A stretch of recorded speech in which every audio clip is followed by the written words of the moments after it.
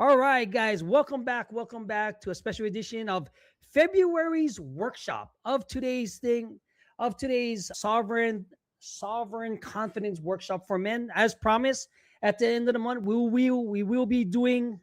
Okay, getting Doc right over here. Boop, Doc should be coming on, guys. If you're watching this on TikTok, go on to our YouTube channel, on our Facebook channel, Boundaries and Brotherhood. Get your questions asked. But today we got a special thing going on. We got a special workshop. Slides are done. Our commentary is done. Everything should be. Doc, I can't see you. It's still it has FCS LLC there. Oh, there you go. But we have the slides working out. Doc, while I get us set up technically, what is this workshop going to be about? What we're going to be doing, and how you can move forward with being the best version of yourself.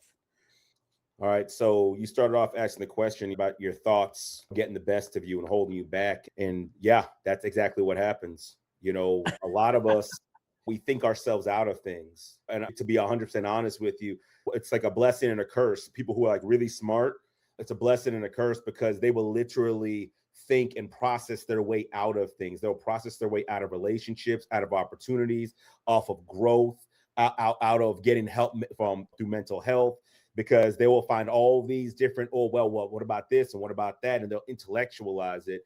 And so, yeah, our thoughts can be very destructive, very, very destructive to us.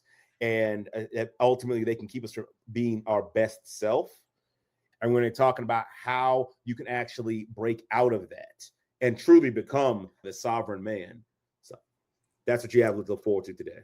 And like, guys, if you're watching this live right here on TikTok right now, go on to our YouTube channel, get your questions answered, because we're going to be the workshop style. I can't have the slides on here on TikTok, but if you want to see it, you can also go on my Facebook page personally, and we're going to start getting on. What we do best, guys, is we help you get to a better place in life, because that's where me and Doc come from. Guys, I'm going to going to the workshop right now with the slides. So if you're watching this, like I said, Doc, if they're watching this live, tell them to go over, get your questions answered, because TikTok doesn't have that feature. Go on YouTube, share this if you're on TikTok. Doc, we're going to head on to the slides right now. Okay. Right? And head over to Boundaries of Brotherhood, or FCS LLC, either on Facebook or on YouTube. On Facebook for me, obviously, if you know my name, Keith Fairclough, or on Facebook, it's Keith Anthony Fairclough Jr., full name. But, you could ask your questions there, make your comments, and we'll respond as we're going through the workshop. We had like 50 comments last week. It's pretty good. All right, Doc, here's your first slide. What does this explain? How do you earn? And what is this going to help us with?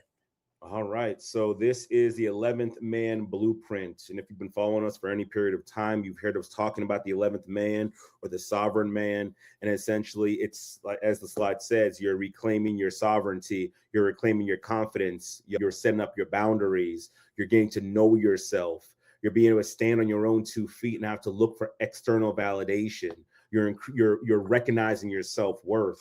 So this is what this is all built into. And I love the saying right here where it says you don't earn your worth. What does it say? You recover it. Sorry, a little further away, right? And I would even go a little bit deeper to say you finally just accept it, because it's already there. A bar of gold doesn't lose its value just because it's in dirt. It doesn't lose its value if you throw it in a sewage tank. The bar of gold is still a bar of gold. You might have to take it out, clean it up, maybe shine it up or whatnot, but it still has that same worth and value. We're the same thing, right? That maybe your dirt is your trauma. Maybe your dirt is how you're thinking. Maybe your dirt is a lot of broken relationships in the past. Maybe your dirt is your low self-esteem because you can't see yourself as you actually are. And so as we go through this, the goal is to clean that dirt off of you so you can recognize the value that you intrinsically have already and stop trying to seek it from the outside through relationships, through sex, through money, through power. Now, one of our main things is having these 7 pillars so you can have that understanding of yourself, so that you can move forward with whatever, like Doc said, the self-esteem, whatever you got going on. Guys, if you're watching this on TikTok, go on to YouTube and watch the slides, because we're running a full-on workshop presentation right now, but I can't get the slides on TikTok. Doc, what about the men or the people that, the quote here is, you don't earn your worth, you recover at? How would we go about doing that? It's recognizing that you already have intrinsic worth and value. True. It's something you just have to accept. It's not a thing you find. It's not a thing you build up. Your self-worth is not your confidence, and your self-worth is not your self-esteem.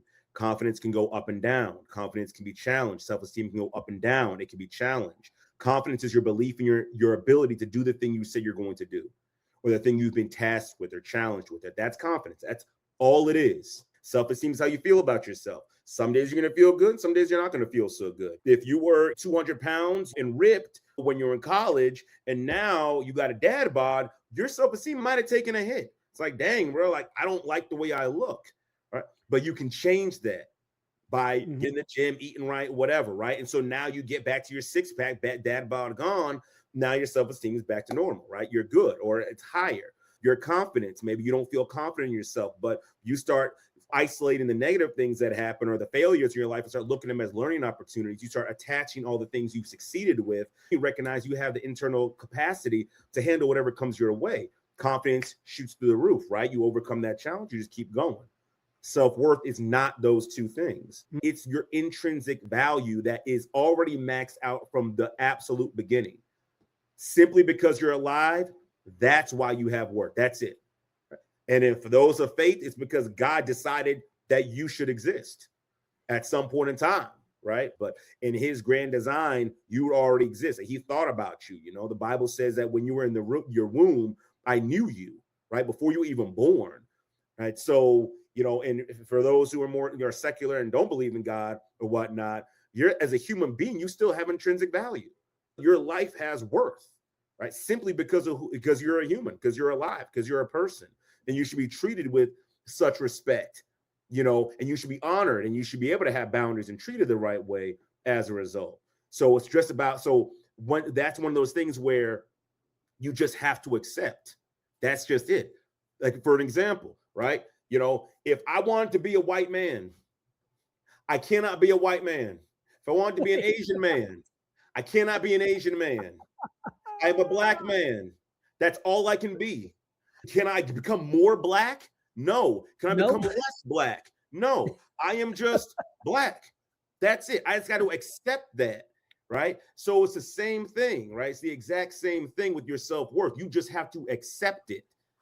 But unfortunately, again, it gets so muddy, right? Yep. But no matter how much you act or pretend, just like that, how much dirt gets on you, right? You'll never be that thing, right? So you clear this stuff off and accept your self-worth for just as it is. Like, yeah, I have value. I'm worthy of being treated properly. It's okay for me to be myself. It's okay for me to have boundaries. It's okay for me to lose people who don't want to be in my circle. That's okay. If they don't want to respect Sometimes me, it's better. they don't want to try to understand me. That is 100% okay. Cool. I'm not for everybody. Cool. I know my worth and I know my value, and I'm not going to lower it for anybody. And I'm definitely not going to trade it for something that it has to be given anyways, right? Because a lot of times we trade our value and our worth for what we think is love, but it's not, because love has to be given freely, not something that can be bartered. So what you get is conditional love, and we'll talk about that later on. So I don't want to get too ahead of myself, but yeah, when it comes to self-worth, it's something that, you know, you have to just accept. You recognize that you have it and you accept it. All right. That's what we have this workshop going on. Doc, we're going to change slides, Doc. Yes. Oops.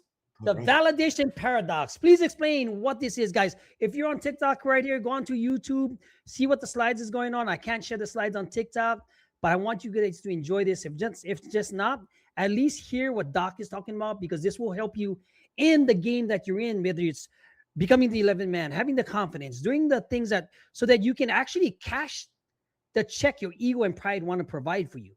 Doc, validation is an inside job. Please explain the illusion, my brother. So, you remember I was talking about, guys, a little bit earlier about self-esteem and self-confidence and things like that. You know, what is the key word when it comes to self-esteem, when it comes to confidence, when it comes to worth, what I use, right? It's self. That's the key word. Self. Right? It's my worth, my esteem, my confidence. It's not that. Right? No, it's an inside job. It comes from us, right? So when it comes to validation, It has to come from us.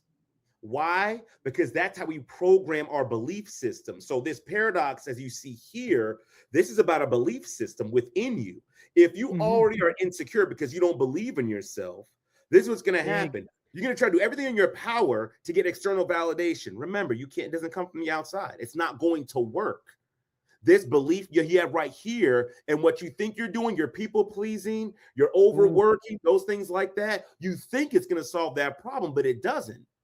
That's not going to solve your problem. All it's going to do is, after you're done doing that, after you're done sacrifice yourself and you sacrifice your dream and you sacrifice your energy and you sacrifice your money and you sacrifice everything, your emotions, your boundaries, everything, and you just pour everything out in your head. Now you think, man, I just did everything. So now I'm going to look to the outside and now there should be all this approval.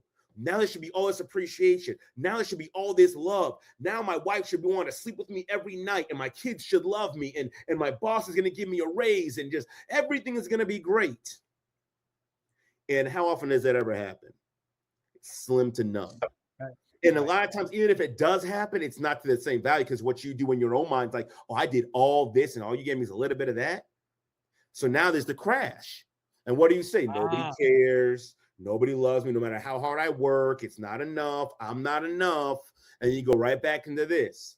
You have to understand your body loves homeostasis. Your brain loves homeostasis. It does not like change, because change means it has to create new patterns. So what it does is when it creates a pattern, it then generates thoughts and feelings, perspective, thoughts and feelings that then generate actions that reinforce what the belief is. So if you don't believe you're enough, all you're going to do, all your actions are going to do is reinforce that you're not enough. You're literally going to look for more evidence that I'm not enough.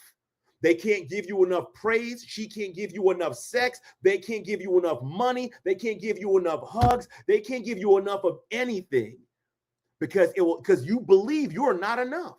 And like the example gives right here, you're trying to fill at the Grand Canyon with a dropper. That's external validation is. It's a dropper. And here's the crazy part, because even if it does get to that level of being enough, that's not sustainable in the real world. I want all this praise and adulation, and then what you start thinking then, well, if I got all that, then I got to work even harder and harder and harder, and keep sacrificing and sacrificing and sacrificing. Then eventually you're just going to burn yourself out. The crazy part is the thing, you're just trying so hard to get validation, but you're trying to get it externally. And when you try to get it externally, it doesn't work. It's an inside job that you have to give it to yourself. You have to know I'm enough already. I don't need anyone else to co-sign on me. And that's something I really need to drive this point home, guys. Whether you're a believer or not, right? So one, if you're a believer, if you're looking for external validation, the only external validation that even matters, it's not your wife, it's not your kids, it's not your pastor, it's not your congregation, it's not your job, it's not your community, it's not anything like that. The only external validation you will need if you're a believer is from God. That's it. And God tells you in his word exactly who you are. So you don't have to look any further as far as that's concerned. Now, if you're not a believer, ask yourself this question. Who on earth has the power and authority that is above all others that can say, yep, you're worthy now. You're enough human in history? There's none. Not your father, not your mother, not your wife, nobody. No one has the authority to tell you that you're enough. So by trying to seek external validation, you're on this hamster wheel. It's a paradox. It's impossible. You can't get it. No one has the power to even give it to you. You have to give it to yourself. You have to know that I'm enough. I don't have to prove myself to anybody. Too often, guys go on these dates and they want to cash these women out, the people pleasers. Oh, let me buy this expensive meal and let me get you. No. You want to do all that, and then you want to get online and talk crying about, oh, women are so this and women are so that and this and that. No, why are you trying to win something from her? It's simply, hey, I'm gonna come out, I'm gonna be myself. You like me, or you don't. If you don't like me, great, we keep it pushing. That's it. Right? I'm not spending no $300 on a date. You're not my wife. You're not my wife. I'm not cashing you out and taking you on the expensive vacations. You're not my wife. So no, we're going to take it slow because I know myself. And if you're like, oh no, a man's got to do this, a man's got to do, you know what? Fine. If you want to do that, that's 100% okay. If you want to be a gold digger, if you're a woman and you want to be a gold digger, listen, that's 100% okay. But no man should be going out there trying to earn someone's approval, trying to win her over for what? No, I'm good enough as I am. If you don't like that, then forget it. That's good. You can go about your business until I find someone who's like, yeah, I love you for who you are. Hey, I love you for who you are. And then we can build something together. So long story short, this whole validation paradox thing, that's what it is. It's impossible. You're never going to get out of it unless you start changing and looking for the internal validation. Know that I'm enough already instead of trying to seek it from people who can't even validate you in the first place. But Doc, from the workshop point of view, if you're falling into this paradox, what are 3 ways that they can get out of it fast? Well, do we want to get to that now or do we want to wait? Okay, guys, if you're watching this on TikTok, go on to YouTube right now. Look on Boundaries and Brother Live because we have a slideshow going on. I just can't put it on TikTok.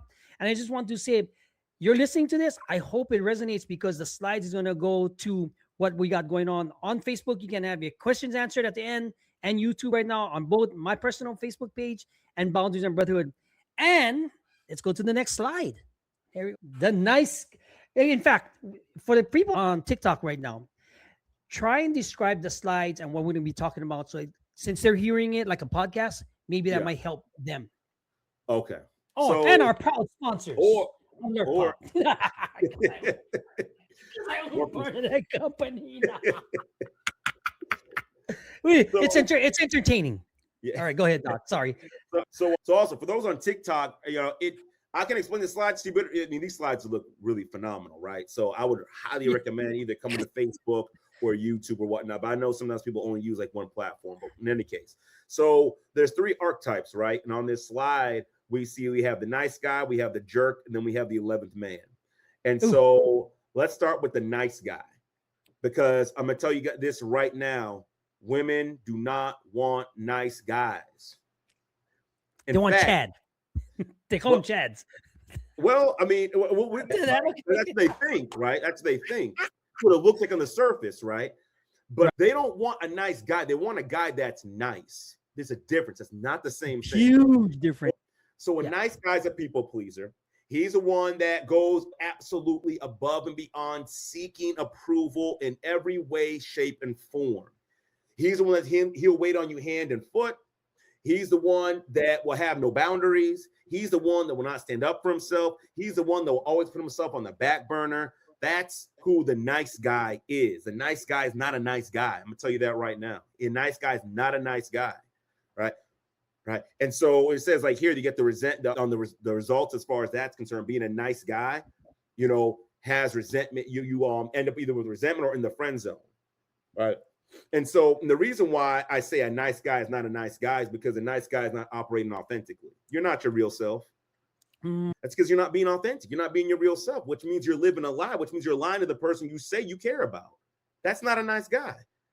You want to be authentic. You want to be your full, real, raw self. You want to be like, have those boundaries and not let anyone run all over you. I'm going to take that. I'm going to jump to the next thing is the jerk, right? Because then a lot of nice guys, they'll look at the jerk, and the jerk is someone who has the false confidence. He acts out of fear. He's the one that sleeps around, smash and dash. He's the one that's doing all these things. He's dogging out women. He's probably the alpha male or whatever that garbage is, right? So that's who the jerk is, right? He's the one that's saying women ain't nothing, and you just got to treat them like hoes and stuff like that. That's the jerk, right? But what ends up happening with the jerk? So what happens to the jerk is he's also not necessarily a great person to be either, right? Because you're operating out of fear. You're operating out, because you want, I'm going to hurt you before you hurt me. You don't open up and share your emotions. You're terrified of your emotions. You don't know how to articulate yourself. You look at yourself in the mirror and be like, dang, if people really knew who I really was, they would absolutely hate me. If I took this mask off, they would absolutely hate me. And so, will women go to these guys, and will these guys bag a lot of women? Yeah, probably. Yeah. A lot of women who maybe aren't sure of themselves, they will, but women that can see through it, they'll be like, yeah, nah, you're all talk, right? I can see right through you all day. So those guys don't go after women who actually know themselves, who are Correct. self-actualized, who love themselves. They don't go for women like that. They go for the ones that are traumatized. They'll go for the ones that don't know themselves. They don't have any boundaries. They don't have any worth. They don't know their worth. That's what those guys go for, because it's easy to manipulate them. I can cheat on you and come back and say, oh, babe, it was just it didn't mean nothing, and you're my world. And what's the result of that, of the jerk? Loneliness, right? Because at the end, then what do you say at the end? Like when he's ready to settle down, oh man, there's no good women out there. Mind you, after he's been destroyed how many different women? He didn't spend his whole life destroying women, and now he wants to get online and talk about how there's no good women out there. Bro, you done destroyed so many of them all this time because of your insecurities. So exactly. That's the jerk, right? What you want to be is the 11th man. What you want to be is a sovereign man, right? A sovereign man, someone who's authentic. He's the guy that, hey, I'm not taking you to Golden Steer. I'm not taking you to Morton's Steakhouse. I'm not taking you to Capitol Grill. I'm not dropping $500 on a first date. Sorry, we can get coffee or walk in the park. And if you don't like that, oh well. I'm going to show up as my authentic self. If my style is to wear nice suits, I'm going to wear nice suits. If it's to wear basketball shorts and a t-shirt, I'm going to show up in that. If it's to wear anime shirts or whatever, I'm going to do that. I'm going to be my full authentic self. I'm going to be real from jump. So there's not going to be any surprises. There's not going to be anything like that. And there's some women that are like, oh, maybe I can change them. Don't do that. Don't do that. That's an issue in and of itself that we don't have time to get into today. But no, don't do that. You have to love. I want you to treat it like this. I guess this is for the women, right? Right. You never forget. One of the best salesmen I've ever dealt with my entire life. Why? Okay. Because he's real and authentic. So go there, tell him what I'm looking for. I say, I'm looking for a black Camaro with Inferno orange accents and things like that. He said, okay, cool. Right. Let me show you around, show what we got. So go and check out one car. It's this orange one, Summit white. Take it out for a spin, spins the tires, all that stuff. We come back. He says, what do you think? And I'm like, well, maybe, because I wasn't a sovereign man. I definitely wasn't an 11th man back then. But you know what he said to me? He said, if you don't absolutely love it out the gate, don't get it. That's it. Right? There you go. He said, no. If I don't get a sale, it doesn't matter. If you don't love it out the gate, then That's I the don't. best word I to don't live by forget. right there. So now he has that trust. He has that trust. And eventually I went and we were talking to him. We did all the same stuff, fell in love. How many years later I still have the car, right? But the point I'm trying to make is, if you don't absolutely like that guy for who he is right out the gate and just take him as he is, then don't try to change him. None of that, right? Then you can just walk away. Don't try to change me from wearing anime shirts. Don't try to change him from wearing suits. Don't try to change him from wearing basketball shorts. That's who he is. Now, if he wants to change and something like that, then you can work with him. That's who he is. But man, as the 11th man, it is not for you to be going around changing for everybody else. It's not for you to be trying to conform to everybody else. That's not the 11th man. That's how you become a nice guy. That's how trust is built, when you are your full, authentic self. And an 11th man is a man who is kind, right? But he is nice. But he's not a nice guy. He's not that archetype, right? He's not a doorman. Right. Look at my smile. Yeah. It's the same like the guys in the movie 300. The 300, they were born fighters. They breed to this. And he asked the guy, what are you?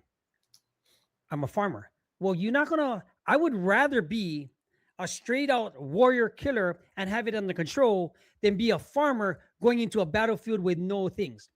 Yeah. You mean it's the same like the military guys. You rather be capable and have it in control than not capable and trying to be somebody you're not. That's the difference. That's a big difference. Absolutely. Because even like for myself, right? It's different when you can walk the walk, walk the talk, and have it under control, but just be capable to really do damage when you really want to. And that's full sovereignty right there. That's confidence. Absolutely. Well, there's I think an old Chinese proverb. It says it's better to be a warrior in a garden than a gardener in a war. Right. Absolutely. Jordan Peterson said something very similar, like the 11th man, a sovereign man, a man who knows himself. He's dangerous. He's not harmless. He's in control. Yep. He's in control, right? That's what a sovereign man is. That's what an 11th man is. Someone who's in control. Yeah, I could do some serious damage if I needed to. I need you to know that I can do some serious damage if I needed to. Now, I'm not going to do that because I don't have to, right? I can operate and move in certain ways, but press the right button, pull the right lever. you can get a whole nother, it's a whole nother story. It's a whole nother story. So that's the point we want to get to. If this is resonating with you guys, go leave a comment on our Facebook group. You can get everything answered live right now since we're in a workshop. And for you, let's head on to the next slide because this is getting good, right? Yeah. All right. Ooh, the covert contract, guys. Okay. Covert Explain contract. this one, Doc, to the viewers. Yeah, this is where a lot of guys fail. This is why I say nice guys aren't actually nice, right? Because if I'm operating and moving in such a way where it's not authentic, it's not real, I'm doing things that, you know, you didn't ask or didn't agree to, and now I'm thinking that you owe me. As you see, you know, for those of you can't see it on TikTok, there's on the slide, it says as an equation, it says I sacrifice needs, which how many men talk about how much they sacrifice and sacrifice and sacrifice. It's like I sacrifice and sacrifice and sacrifice, and everybody should know how much I sacrifice.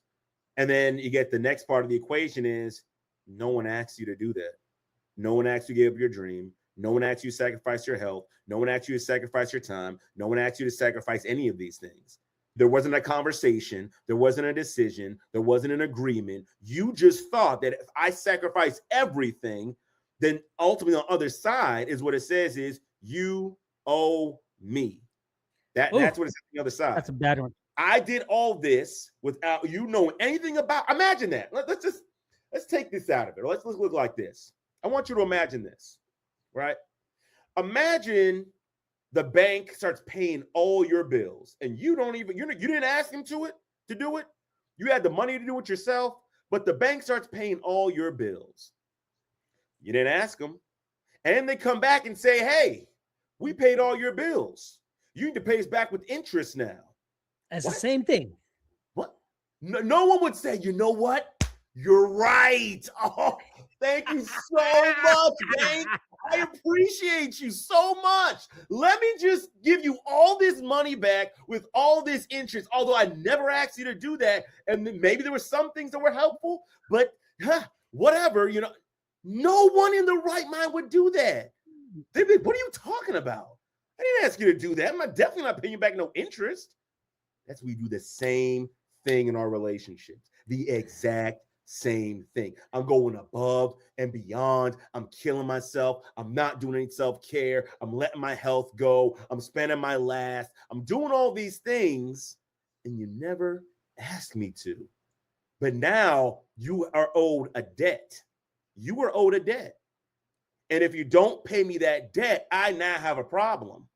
I now have an issue. You're now the bad guy. You're now the problem. I now resent you because you're not paying a debt you never incurred. And then you say, oh, no, Keith, but they enjoyed it. Of course they enjoyed it. Who wouldn't want their bills and stuff like that paid? Of course. But they never asked for it. And if it came with that attached to it, like, oh, yeah, well, you're going to owe me in the future. You know, you better sleep with me in the future. You know, you better be crazy about me in the future. You know, you should be able to help me in the future. Well, I did all this stuff for you and you can't even, I never asked you to do that stuff for me. So how are you going to put that on me as if I owe you? We never had a conversation. We never talked about that. And so, unfortunately, when you start making it, and that's the thing, a lot of nice guys form these contracts. And as these guys form these contracts, guess what happens? Yeah, you start building resentment, right? You know, and that's the thing, right? So you sacrifice, you know, for the people pleasing part, right? You know, you're sacrificing to please her. The expectation is that you're going to get love or sex or something, right? And even if it does come, it'll never be enough. Like we talked about before, the validation trap, right? Because now you're going to probably expect her to operate the same level you operate at, which is not fair. Because it's like, well, I didn't ask you. If it's killing you to do that, if it's destroying you to do that, please stop. Please stop, right? And so, and again, here goes the reality, resentment when reciprocation fails, and reciprocation will always fail because it will never, the amount that you're sacrificing is inhuman and it's not possible. And for you to expect the same thing out of somebody else is not fair. It's not fair, right? So I know this slide's talking about like relationships and things like that, but plug anything in. Your kids, you don't know how much I sacrificed for you. That's your job. Yeah, first and foremost. They're not supposed to. No kid came to their parent and was like, you know what, Dad? Hey, you mind giving up your dreams? You might give me your dreams and goals so I can go play sports. I'd really appreciate that. No kid's doing that. Oh, but they don't know what. But you know, and you know that I'm not doing this to get something back in return. I'm doing this. You should be doing it. This is why a lot of times nice guys aren't nice, because you should be doing it out of the kindness of your heart and because you love the person and out of your capacity, not your lack. Because if you can't do it, you can't do it. But a nice guys, they'll try to find a way and kill themselves trying to do it. But unfortunately, it's not authentic. You're doing it because you can get something back in return. That's conditional. And I'll tell you what, there's a lot of people that will not want to deal with you under those conditions. Oh, you're only going to rock with me if I could do something back for you? No, I'm good on that. I'm good. Now, you come with strings, bro. You come with strings. That's the part. Come with strings? I don't want to deal with you. In business, if I had to deal with someone like that, at a contract, if we were like friends, and they were like, oh, yeah, I'll only do this. Nah, I'm good. Let's get it down on writing first. Let's just get a contract, right? Let's get it in writing, because that's what you're trying to do. That's why it's called the covert contract. I don't want no covert contract. If it's a contract, I want to see it. I want to read it. I want to feel it. I want to touch it. And I want to agree to it out of my own mind, not have someone try to force my hand into it through relationship or anything along those lines. Then unfortunately, a lot of men, this is what they do. Just saying this, women do not trust a man without boundaries. If you cannot protect yourself, you cannot protect her. I had a friend, he had a situation. So, you know, they're vacationing. A person bumped off and hit somebody's cart in the shopping cart, right? Okay. Mm-hmm. His first reaction was to puff up his chest and say, what the hell are you doing with my wife, this and that? And one of my other guys that does the fighting and protective analysis and all this stuff, because it's your main job is to protect yourself and her first, not to puff up your chest and show the ego.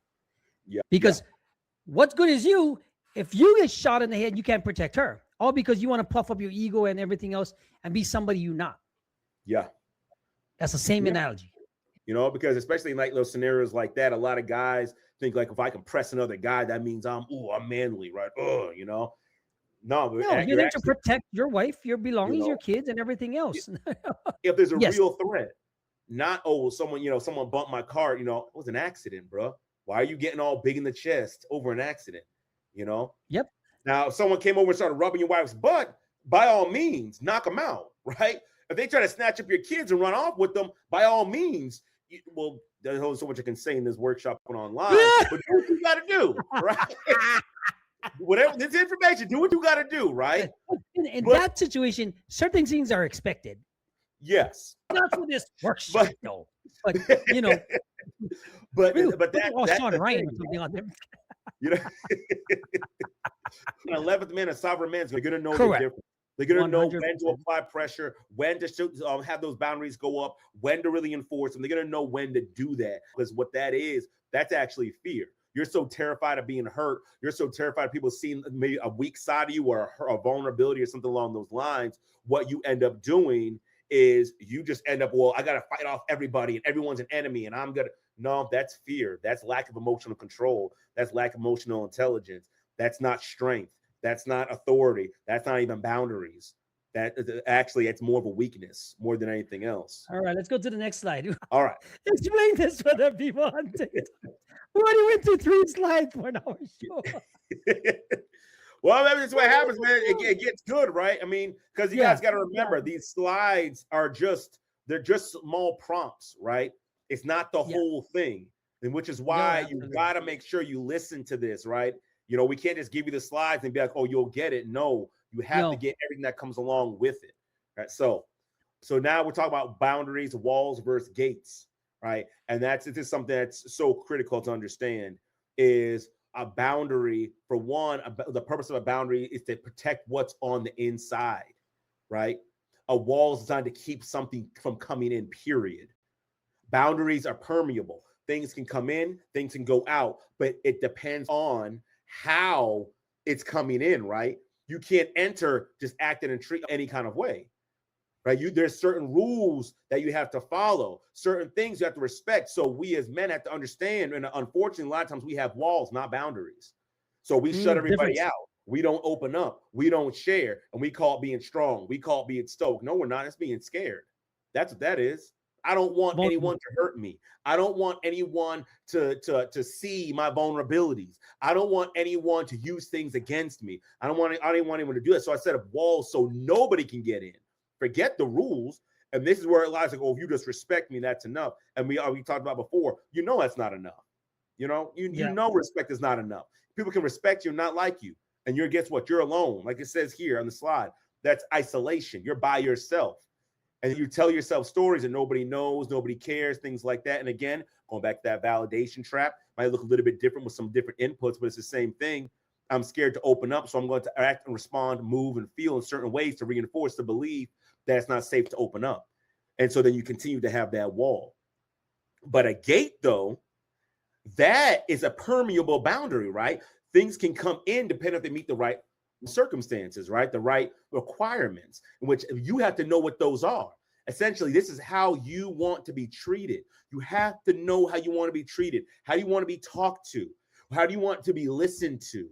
How you want people to treat you, treat your time, treat your belongings. You should be able to figure all that out and know that, so you can teach other people, because a lot of times we will shut people out because they're not following rules that we don't even know ourselves. We know instinctively, right? We know subconsciously, but we don't know on a conscious level. So if someone violates a boundary, what you do is you wall up, you shut them out.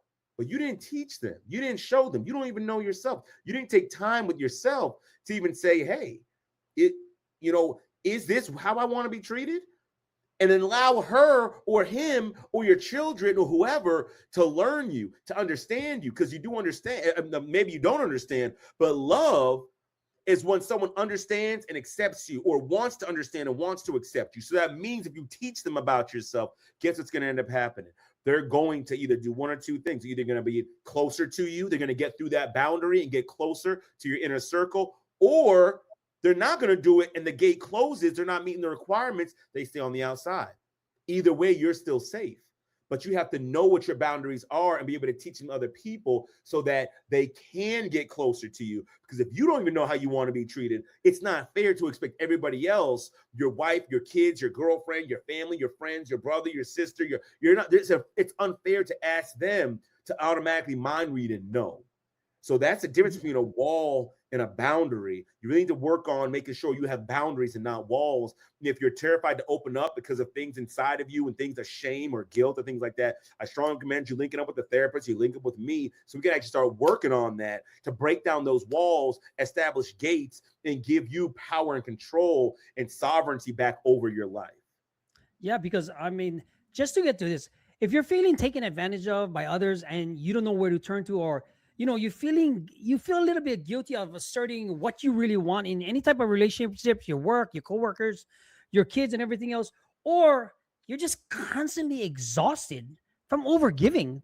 This is what some of these things are all about, because you need a clear inner voice for what you got going on in your life to figure out that if you look downstairs, down at the below right here, head on to assessment at boundaries and brotherhood to take the free assessment that Dot's created, so that we can put you in a direction or a path that can get you into the sovereign 11th man. This workshop here, guys, if you're watching this on TikTok, you can watch it. I'll probably put the free PDF in the YouTube or the Facebook, so you can download it, look at the slides, and maybe rewatch this, because the app is coming next so that you can have this. But a lot of the times, like Doc said, there's a difference between the wall and the gate. Some of you put up walls, but then you lock the gate. Some of you close the gate and then dismantle walls. And it goes for other people also. Now, which one are you protecting, right? Is it your true self, or you're just scared, right? A lot of my guys right here that's on here right now have been doing time with me. And I just want to applaud you for staying out and doing all this stuff, because we know what change looks like, but we also know how it is to put down our walls and to open the gate to people letting us in to move forward with our life.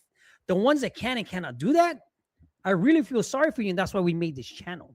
You don't get insights from somebody like from the streets like myself, and you get a professional therapist to help men, and not just men, but people move forward to find purpose and destination in their core being, right?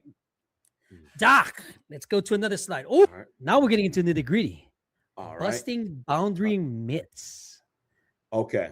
So let's talk about some of the myths first, right? So if I have boundaries, she will leave me or people will leave me, right? So that's one myth, right? Another myth, right? Boundaries are controlling, boundaries are manipulation, right? Or that's a myth as well. And then also, I need to justify my boundaries. I need to get your approval to have boundaries. That is also a myth, right? So let's go back to the first one, right? That if I have boundaries, people will leave me. The fact of the matter is, people don't leave you because you have boundaries, right? I mean, well, let me rephrase that. Take it back, right? Because it's kind of a half truth, right?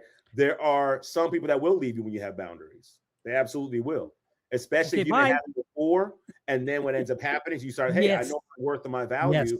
And so now I have the boundaries. So it's kind of a half truth. Yeah, people will leave you. As a matter of fact, I teach my clients, when you start setting up boundaries, I guarantee you people are going to leave your life. You might have a mass exodus, 100%. That's a good thing. Yeah. But that's a good thing, right? Yeah. That's a good thing. And here's the reality, as it states here. If she leaves because you demand respect, because you want to be treated the right way, because you want to be able to be yourself, right?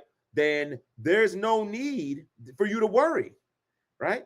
It says it right here. She was only benefiting from your lack of it, right? From you not having self-respect, right? So essentially she was using you, right? Yep, that's deep. Just keep it like that, right? If your friends do leave, good riddance to bad rubbish. If your family leaves, good riddance to bad rubbish. If your business partner leaves, good riddance to bad rubbish. Because anybody who wants to be in your life, they will, if you start having boundaries, they will understand. They will understand. You know what? Hey, okay, good. I'll respect your time. You want me to be on time? I'll be on time. You want me to, do what I said I'm going to do? I'm going to do it. You want me to stop? Whatever it is, right?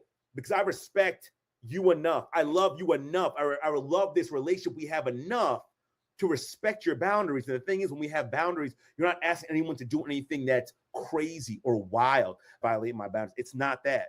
I want to be talked to with a calm tone. I want to be talked to with respect. I want people to just do the thing they say they're going to do. Like, it's not crazy stuff. So it's simple. It's simple, but a lot of people don't set them because they want to feel validated and wanted. You know what I mean? And that's where it all sort of comes from. And, it comes down from being a kid when you don't get the attention. If you don't have the attention you got from your parents that you wanted and you do something crazy just to get that attention, I see my kids do it. Yeah. And I always tell them, stop looking for that type of attention. You want attention, come ask straight up like a man.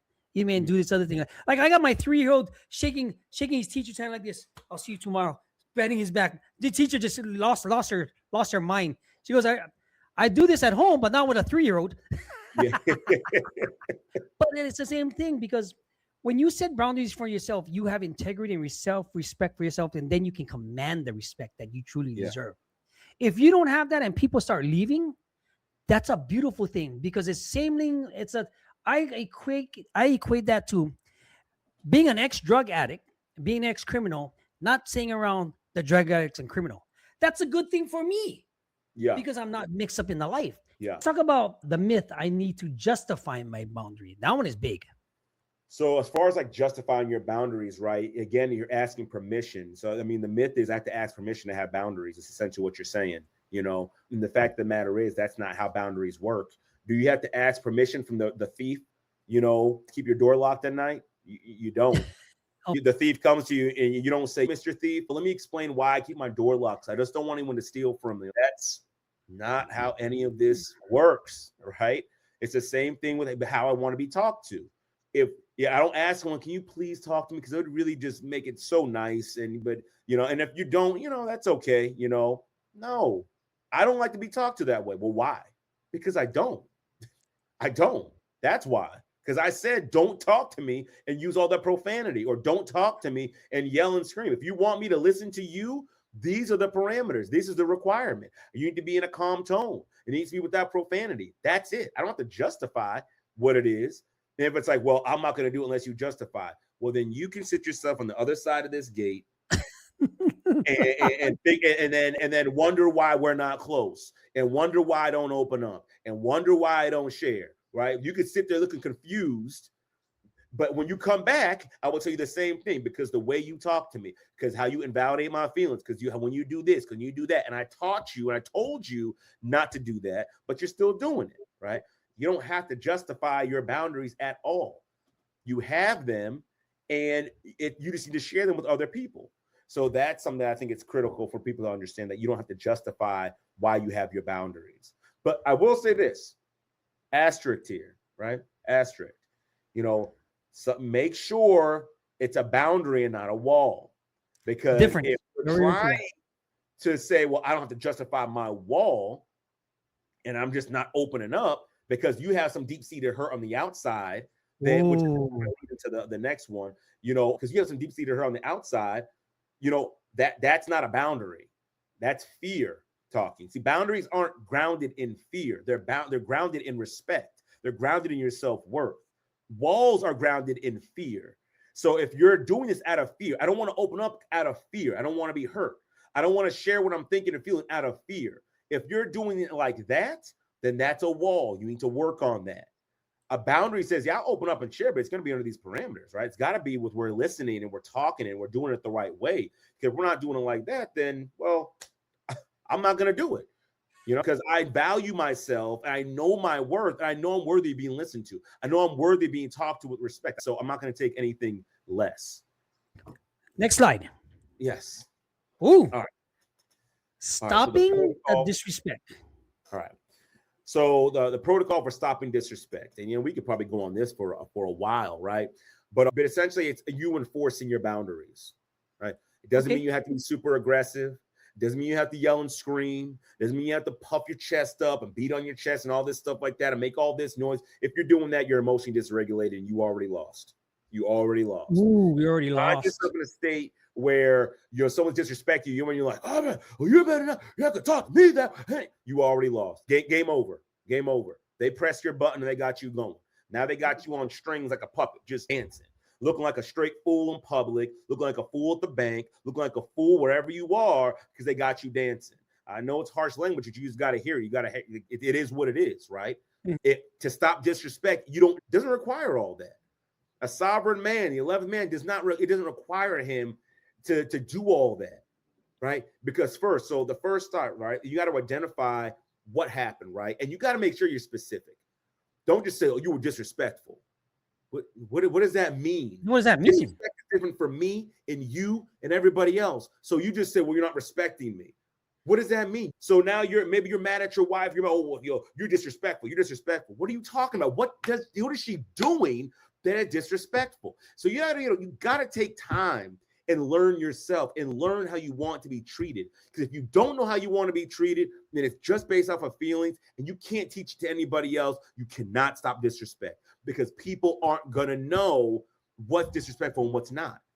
So it's critical for you to identify that very clearly and let the person know, hey, when you raise your voice, that to me is disrespectful. When you use profanity, that's disrespectful. When you use always and never or make accusations and blame, that is disrespectful. So when you do that, this is what I'm going to do. Let's move on to the next thing, right? You can say a verbal stop, right? Which is when you let them know when that boundary has been crossed. Whoa, time out. You're using that language. You're doing that thing that I taught you about. I told you about that thing, right? Or I'm telling you right now, you got to take that time out.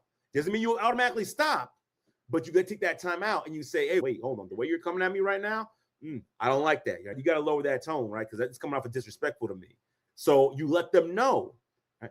And so now let's say it continues because it's a big issue because a lot of guys, you'll have boundaries, but you won't uphold them.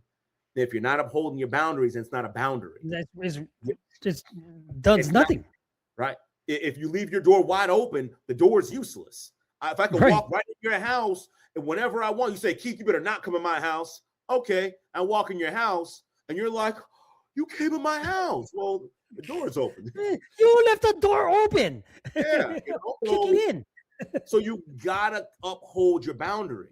And this is so critical. Because once you uphold your boundary and you taught them, you told them they're still violating, you say, you know what? I'm good now. I'm out of here. Oh, but what if they leave me? What if they start saying things?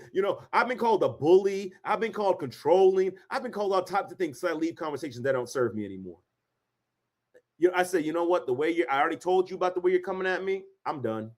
I'm walking away. Oh, no, I'm done. Right? No, no, no, no, no. I'm going to get it right. I'm going to get it right. Yeah, you're going to get it right next time, but not this time. This time is done. You got to sit with that now. I'm gone. That's how you stop the disrespect, because now someone learns if they really want to be in a relationship with you, they're going to sit back, right? Because you didn't act like a monkey and jump around and make all this noise and be dangled on a string. You held yourself accountable. You were respectful. You shared what your boundary was. You gave them a warning. They still violated. I now walk away. They have nothing left to deal with other than their own behavior. Dang, he did tell me he didn't want me talking to him like that. He told me multiple times. I didn't listen. Well, and then guess what people are going to do? They're going to try to become defensive. Well, but because, he made me feel that. No, no one make you feel that way. Oh, well, he said, no, he didn't say anything. And so now all they're left with is their own behavior to sit with. And if they really want to be in a relationship with you, they will take accountability for their actions. They will apologize. And then when you are ready, so not when they're ready, when you are ready to have that conversation again, they have to ask, then you can have it again, or you can have that engagement again. And that is how you teach. And that is how you uphold your boundaries to end disrespect. It's not through emotional dysregulation. It's through a calm respect and of knowing your value and knowing your boundaries and teaching it to others. I agree with 100% of that, because communication is going to be key, but you also have to have communication with yourself and controlling that emotional nervous system that you have going on with yourself to be able to kind of adhere to what's going on. And if you want to have an assessment done that's going to be completely free, go down to assessment at boundariesandbrotherhood.com, or you can see the link up in my bio in this thing, so that you can actually see where you're at and where we can kind of like encourage you to go there.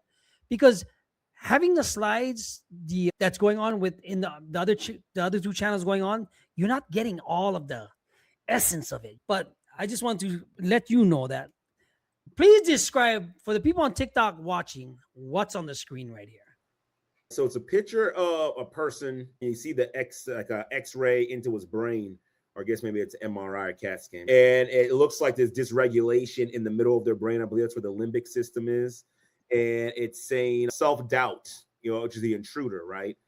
And what this mechanism does, it hijacks the fear center, reframes safety as stagnation, and uses past failures as evidence, right? So here's the issue. This is what happens. Your brain, I love this quote right here. It says, your brain's designed to keep you alive, not happy. Yeah, right? Absolutely. And again, that self-doubt is killer. And we're looking for someone on the outside. We talked about internal validation, but unfortunately, we're looking for someone on the outside to kill this thing for us, to kill our self-doubt. But unfortunately, it's a mechanism within our own brain to keep us safe. If we identify all the ways things went wrong, and then we just don't try anymore and don't put ourselves out there, then in our brain, it keeps us safe, right? Because wrong meant bad, because we were taught that, taught that really early in school. Wrong meant bad. Your parents used to yell at you when you made a mistake. That was bad. So we internalize the idea that wrong is bad, right? Making mistakes is bad. And so when we then create that program, that pattern in our brain of self-doubt, in order to identify all the things that go wrong. And so now we create this, and now we spend the rest of our life trying to look for external validation to overcome this, but it's not going to work, because again, it's an internal job. It's up to us to rewire our brain and change that pattern and move from safety, because we already know how to keep ourselves safe. Being safe doesn't mean not trying and not, putting ourselves out there and not communicating and not opening up. That's not what safety is, right? That's actually will keep us stagnant. That will actually destroy us. That will keep us alone. That will keep us fearful. And all those unpleasant emotions will wreak havoc on our body and put our bodies in a diseased state. And so all that stuff goes up. Diabetes, heart pressure, Alzheimer's disease, all that stuff increases drastically when you sit with unpleasant emotions for an extended period of time. And that's what happens when we have self-doubt, because it keeps us from truly living life and being who God has designed us to be. Right, because a lot of times, I get it. Your brain is destined it's in our DNA, but the doubt of the intruder on this slide, the self-doubt, it kind of hijacks everything, because now you start questioning yourself. Now you don't have the confidence. Now you're not willing to put one foot forward. Like last week's show about your dreams, right? Part of that is living your dream to the best extent that you can because of who you are, right? And if you start doubting yourself and you start putting your dreams on the back burner for somebody else, and they're not adding to it. And then once you start going through the motion, it's not going to do anything for you because you still have to take chances. I just did a face this video of you have to take the chance in life to be fulfilled and grow. Because if you stay in your content with everything else got going on, you would just stay stagnant and there's no room to pour into other people. And that's where that comes in, because the mechanism that will change you will actually put you in a different place. And then you just have to override. That's why this workshop with me working with Doc, you can override that safety protocol by taking small actions to identify the things that you're scared of, to identify the emotional trauma you might have done in the past. Every show that we've done leads up to our workshops at the end of the month. So because this is the content builds up for what we have going on, because at the end of the day, we want you to be the best version of yourself, even if it's a work in progress. We're always going to be a work in progress. It's not a sprint, it's a journey. And we all do, but I just got to have to admit it. But moving to that direction is what we want, because we want you doing the best you can and not doing stupid things to unalive yourself, right? There's a way, there's a place, there's a person, there's somebody you can talk to conquer that self-doubt where it's not that bad. Next slide. The mathematics of confidence. What is this, Doc? All right. So it's just like we talked about before, when confidence is just our belief in our ability to do the thing we said we're going to do, right? So as it says on the slide here, keeping promises to yourself. You do the thing you say you're going to do when you do it consistently, right? You overcome, you get another. And here's the critical part you guys need to understand is that you have to, it doesn't matter. The brain does not qualify your efforts when it comes to things you overcome. All of it is exactly the same in your brain. All of it. It doesn't know the difference, right? The wins is binary. A small win, making your bet, is 1. A missed promise is 0. You stack the ones. But here's the thing. So, the small win, the big win, all that, it only counts as 1. Getting my doctorate degree is the same level in my mind as learning to tie my shoes and ride my bike and pass that test. The brain does not say, oh, this one's worth 100. Right? It doesn't work that way. Everything counts as 1. Then just like Gordon was saying in the past one, right?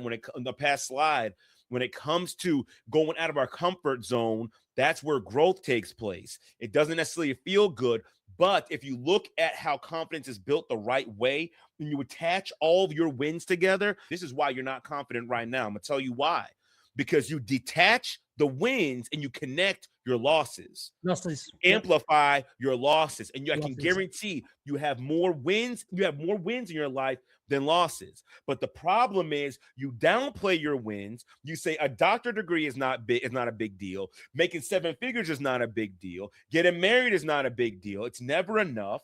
I'm always losing. But every time you mess up, oh my gosh. The world's ending. I didn't make the recital. Oh my gosh. I forgot the milk. Oh my gosh. I can't believe I didn't turn this in on time. See, this is just like you connect all of those things instead of, oh shoot, you know what? Hey, I made a mistake. Instead of learning as a learning time, right? For you to say, oh shoot, it's a learning moment where you say, oh man, dang, I forgot the milk. Dang, I got too much on my plate, man. Hey, I gotta make sure I do something different. Instead of, oh man, I was late on that deadline. You know what? Hey, I need to manage my time better. Instead of doing something like that, no, what do? We just and then we connect them. Every time you lose, every time you get a 0, you connect it. So now you have this chain of self-doubt, no matter what successes you had, because this is also what you do. You don't connect your successes together. Yeah. You keep them separated and you downplay them. Oh, that's not a big deal. That's big. Oh man, I brought my wife to the gym to work anymore. That's not a big deal. I started a business and I'm helping my whole community. That's not a big deal. Anybody could do that. Oh, I got a doctorate degree. Yeah, anybody could do that. No, I have my own business. Anybody could do that. It's not a big deal. And you separate them and you keep them scattered. But you chain together all these things. And that's why you don't have confidence. You're literally creating the thing that's keeping you from having the confidence by chaining all that stuff together as they're looking at them as learning moments and breaking them apart and learning from them. Because all of those could be wins too. That's the crazy part. Your losses could literally still be turned into wins. That's why I need to improve. So I improve and get better. Oh, shoot, that business failed. You know what? This is why I need to do better. Then you go and do it and you win. right? Going like you were saying, failing fast. In business, that's what they say. The person who fails the fastest and comes back is the person who wins. Not the person with the best idea, not the person with the best product, not the person with the best marketing, not the person with the best sales team, nothing like that. The person who fails the fastest. They get out there, they try it, they fail, they learn from it, they go back. They try, they fail, they learn, they go back. They try, they fail, they learn, they go back. And then eventually what happens, it hits. And you're like, oh my gosh, that's not fair. My stuff is better. My programs are better. My product's better. But you were so scared because you connected all those things, those failures together. You connected all those losses together. And so what ended up happening was you now hold yourself back. And so if you want to undo that, you need to disconnect those losses, learn from them, turn them into wins, reconnect all of your wins, and look at your life and see how much you've actually accomplished. And then you start going out of your comfort zone and start stacking more wins, and more growth and more happiness and more progress. And you'll see your life exponentially improve when you start doing things like this. The person that can fail, get back up, have the insights, do it one more time with better insights, because there is no failing. It's all lessons learned. You got to look at what lessons did you learn from it? What lessons did I learn from being a drug addict, being a criminal, being a convict, being a changed person, right?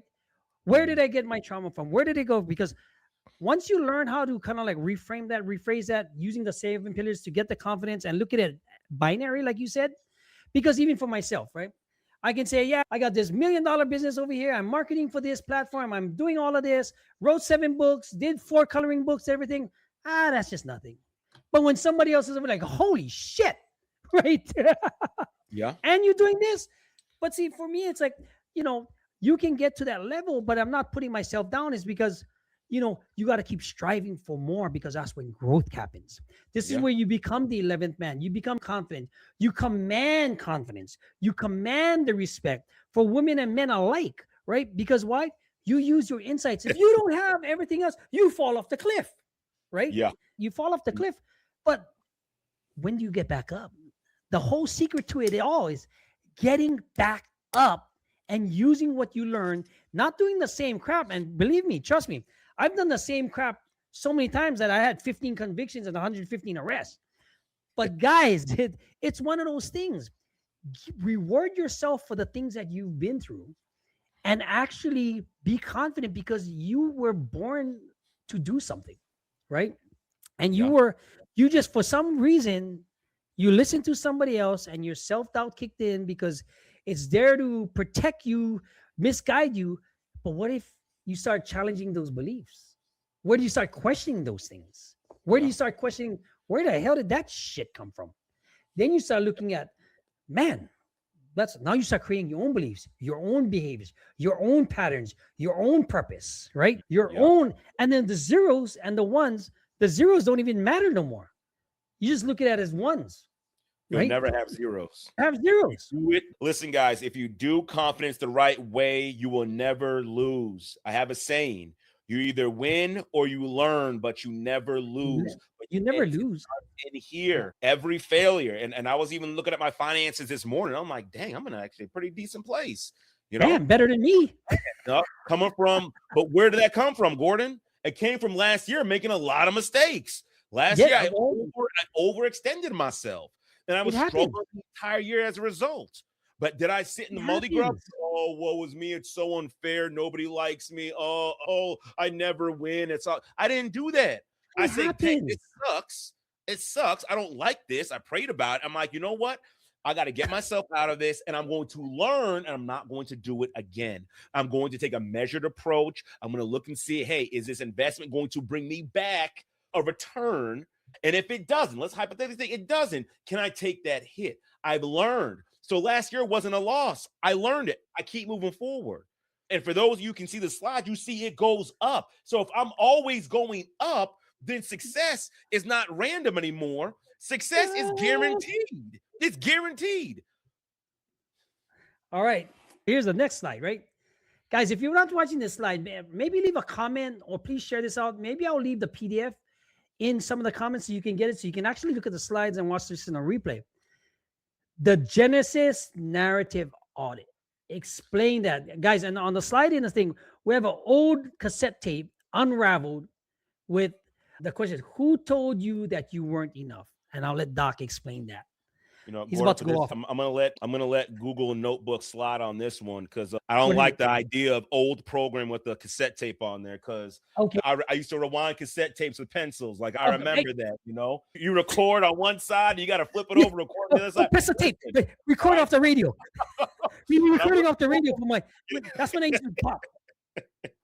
Now maybe if Google would have used like some old school instruments or maybe like a 8-track or something like that, you know, Oh, would have been 8-track? Okay. We gonna do Notebook LM a break right here, right? You gonna record Zap off of Zap and off the radio. Press the recording button, gotta ring so you can make your playlist. Yes. The Genesis narrative audit, right? So the question is, if you can see the slide, it says, who told you you weren't enough? Right. And so I think here's the critical thing. No, I don't think anyone actually says that. I'll be honest. I don't know if anyone, I don't remember my parents ever tell me I'm not enough. I don't remember my brothers or sisters or my friends or my teachers ever tell me I'm not enough. Right. So, you know, a lot of times it's how we interpret the behaviors that happen to us. Right. That's a lot of times what happens. We're children, we're learning how to interact with the world. And through that learning, we get the message that we're not enough. And we talked about this in the previous workshop about how when we're younger, we get praised for doing nothing, right?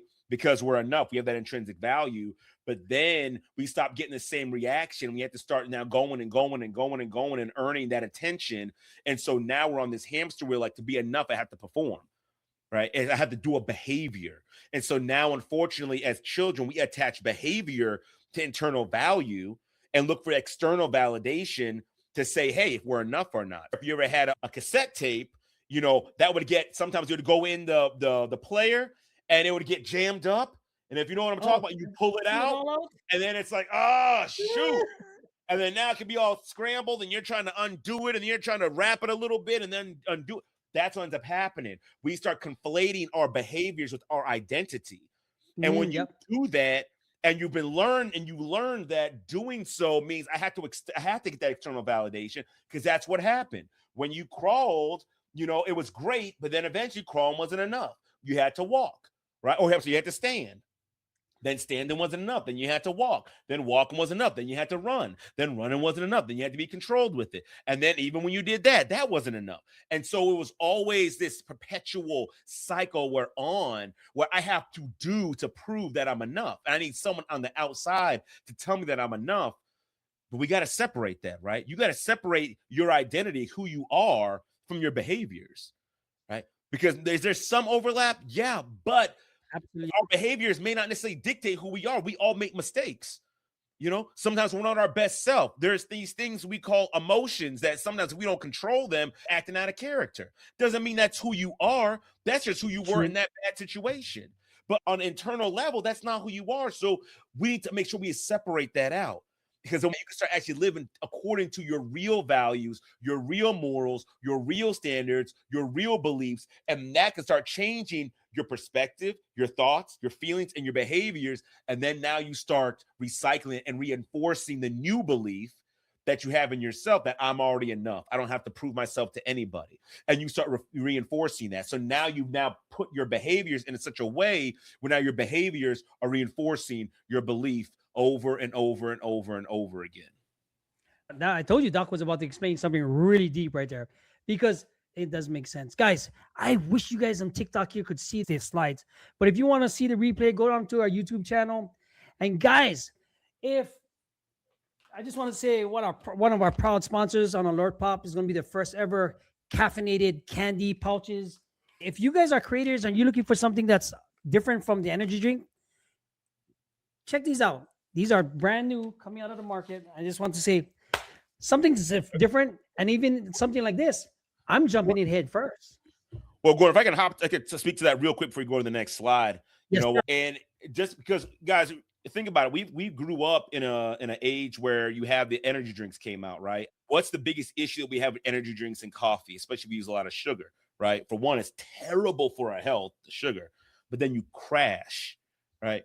And so And that's then the part. what ends up happening is there's no crash. It's sustained focus, sustained energy all day, without all that sugar. So something to think about if you guys are interested. I just want to say, if you're a creator out there or you want to jump on, go to Alert Pops and say you found this on this channel, and let's get in touch. But guys, next slide. The 3-minute audits. Ooh, the container and the content tops. Nice. Okay. All right. So when going into this, okay, the 3-minute audit, right? So let's look at the key rule first and foremost. So if the container is broken, right? The container being here, what holds your tone, your respect, the safety, The container. It's essentially it's your Explain. boundaries, right? It's how you want to be treated. It's how everything is contained, And so, but if that part is not working properly, right, it's gonna be really difficult for us to engage in the content of any conversation. Because when it comes to like content, like topics, disputes, logistics, maybe some miscommunication on the other person's side. If you don't you're not good within yourself already, if you don't know how to set those boundaries, if you don't know yourself and know how you want to be treated and also have the skills to communicate. And also, this is really important. A lot of times we're trying to engage in relationships, and this is a big one. We're trying to engage in relationships when the container is shattered.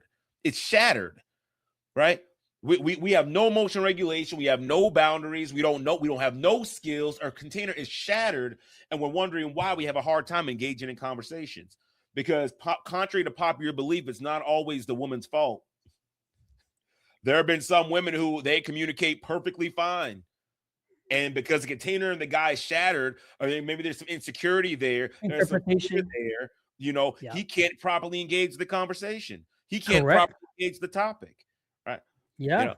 So that's huge, because the interpretation of it all can be completely different from what she's trying to get. This fact right here, this isn't our fact. This is my fact. This came from Dr. John Gottman and the researchers he's worked with, right? You could predict the outcome of a conversation within the first 3 minutes based on the tone, right? I forgot which book it was in, but I think he said like they could actually predict with like 80 or 85% accuracy within the first 3 minutes of a conversation if a couple will get divorced years down the line from one conversation. It's insane. But long story short, I've seen that.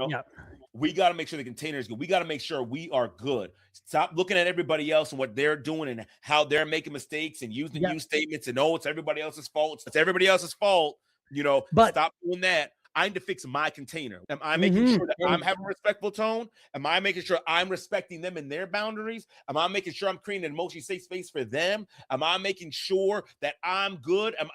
We need to look at that as well, because this is not a one-way street. It's a two-way street, because you want the respect. You got to give the respect. If you might say, well, I'm not being respectful. That's just how I talk, right? Well, if they don't receive it that way, right? If you come off as yelling, and you want to call it passion, but they're not receiving it that way, and you really want to get information across them, you got to change your behaviors on your side too. They don't receive it that way. Let me slow it down so they can receive it, because I want them to get this message, right? Because there's sometimes you look at some speakers, right? You look at preachers, you look at people like that. Sometimes we're out here just really going in, right? You even look at our videos. Today, I'm probably more animated than I was last week. Sometimes I'm sit back, I'm chill, I'm just kind of give you information. It all depends. But the point I'm trying to make is, we can control it. Don't just say, oh, that's just how I am. That's a cop-out answer. That is a cop-out answer. If you can change your behavior, we are dynamic human beings, which is, and I'll throw this in here as well, which is why that whole alpha, beta, gamma, that's all trash. It's garbage. Throw it out. And anybody who's preaching that, throw it out. It's trash. It's garbage. Why? Because I'm all of that. I can be alpha, beta. At any given time, you can be all of it. Absolutely. I can be all of it.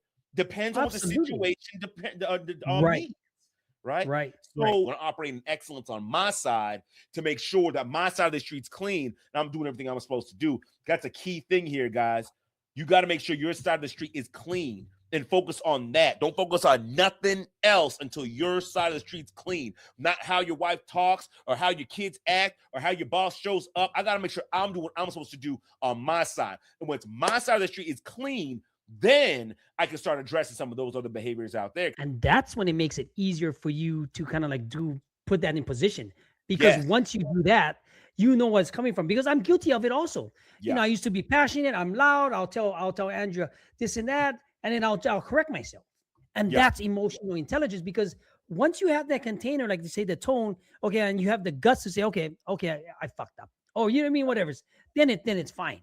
But Yeah. until that happens, you're going to be that same person. You're going to make excuses. What I tell people, once you start making excuses and justifying things for some of your behavior, you're already down that path, right? It's already At over. all. Yeah, Yep. it's already over.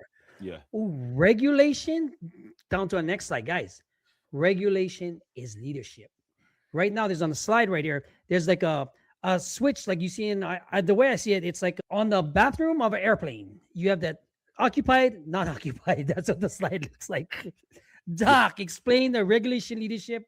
What's on there? The sympathetic, and the parasympathetic buttons. Okay. So we're talking about the nervous system right now, right? And so in the nervous system, we have two states, right? We have the sympathetic nervous system, fight, flight, freeze, fawn. It's reactive, right? Stress triggers this a lot, right? This is where I'm in danger, and I need to do something immediately to alleviate this danger, to either solve it or run away from it, right? So a lot of us live there too often. It's devastating to the body and our relationships, right? And if you're a leader, it's devastating to your leadership as well. So, and then there's the parasympathetic nervous system. That's our rest and digest. You know, that's where we can think clearly. We can be proactive. We can be empathetic. We can be emotionally intelligent. That's where all that stuff lives, right? When we get escalated, especially when your heartbeat goes over, depending on you, if you're just an average person, average guy, don't really work out too much. It's probably when your heartbeat goes over 100 beats a minute, you're down to the sympathetic nervous system. You know, if you're a trained guy, it's probably going to be a little bit lower, depending on how much you're trained. I remember me and my wife we were in counseling one time, and we were talking about that. And I had my heart rate monitor on. The counselor said, "Hey, you know, check your heart rate." And she said, "Well, for Keith, for you, it might be, you know, a little bit over. It might, 100 may not be it." And so I was looking at my heart rate one time when I was escalated, and my heart rate, I started getting escalated around like 80, 85 beats per minute. Right. So my sympathetic nervous system actually activated a lot sooner because my body is trained. I have a lower heart rate when it comes to being parasympathetic. So all this being said, a leader cannot be someone who's frantic. A leader cannot be someone who's reactive. A leader, if you're frantic, if you're reactive, if you're overly emotional, if you're dysregulated, you are not able to lead anybody. 100% true.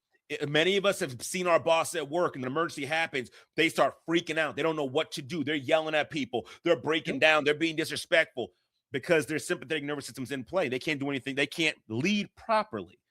A leader has to be someone who, in the face the danger or issues or problems, they're cool, calm, and collected. And here's what happens when we look to someone like that, even if we're dysregulated, we then become regulated.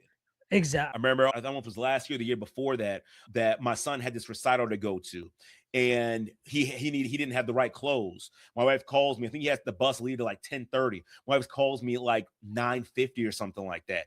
And she was like, "Oh my gosh, he has no shoes, no pants, no belt, no suit, no nothing." And she's freaking out, right? And there's no shade on my wife. I'm just saying this is what was going on. Right? Now, I could have been frantic too. Oh, it was good. That's not what the moment required. Yep. All right. So what I did was I stayed with her.